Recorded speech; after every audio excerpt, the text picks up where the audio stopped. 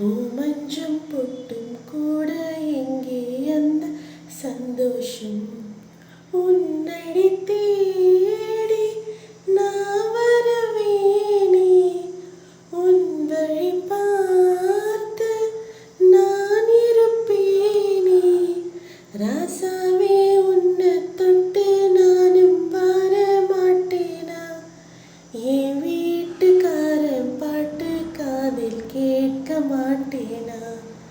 செண்பகமே செண்பகமே தென்பொதிகை சந்தனமே.